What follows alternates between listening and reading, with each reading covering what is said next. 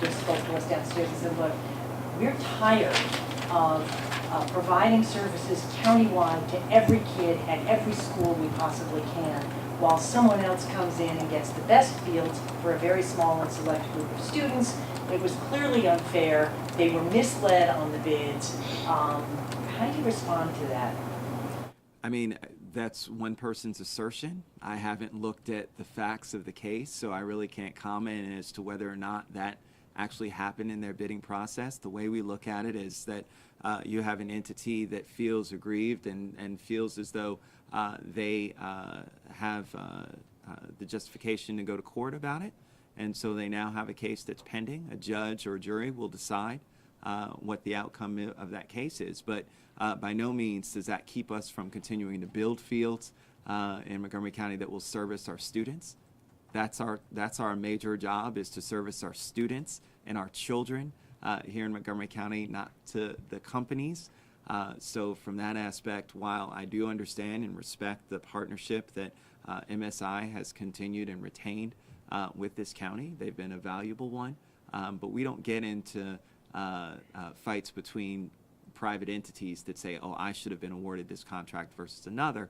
If there was some sort of law that was violated, that was passed by the council that they didn't adhere to, or a state law that was violated, that's up to a court to decide, and we'll certainly make the decision on that.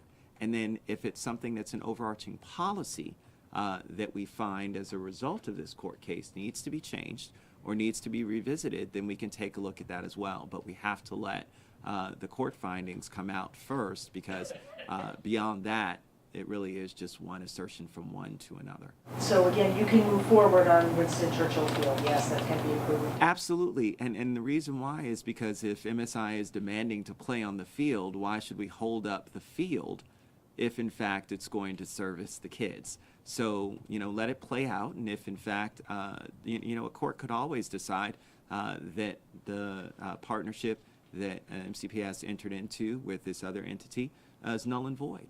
And they could also then say it needs to be rebid, or it could go to that party that's the complainant. All of those things could happen as a result of the court case, but it has no impact on the field. And so I think that from the field aspect, we address the concerns that we heard from the community at the public hearing regarding the safety of the infill, and that's why we have that language in that says we need to revisit this once the bids have come back from the vendors to make sure that the infill is exactly what we, the community, and everybody feels is going to be safe for our kids. Craig, you mentioned that you might revisit this if there's an issue at the end of this court case, with the policies. But does the council have any authority there over that? I mean, we've seen bad policies before with the school board, credit cards. Never know. Well, no, but that's actually a great, Kate, that's actually a great example. And the reason why that's a great example is because we saw a decision that the council really wanted the school system to end up moving forward to. And so I think that this newfound relationship that we've been able to foster between MCPS and the council has been one in which we've started talking about issues. And it's not telling anybody what to do. It's saying and working in concert together to say, hey, this is probably a better way for you to go on this. This is what we're hearing from the community. I'm sure you're hearing it as well. Let's mirror these things together and come up with something that's going to work in the best interest of everyone.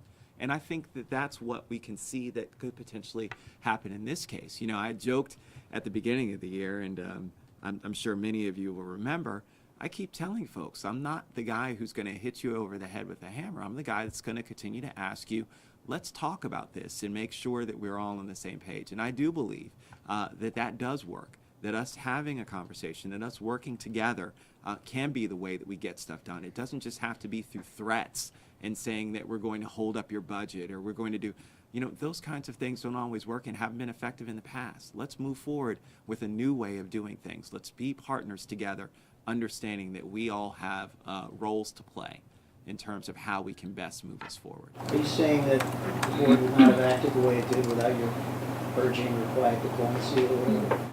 All I'm saying is that I think that helps. It certainly helps. Having a relationship, I've seen it in Annapolis, and that's where I learned that relationships matter. And so establishing those kinds of working relationships with folks I've seen make a difference. I've seen it make bills pass versus bills fail. And I think that in these cases, I think that those relationships have helped us to become better when it comes to outcomes for our kids.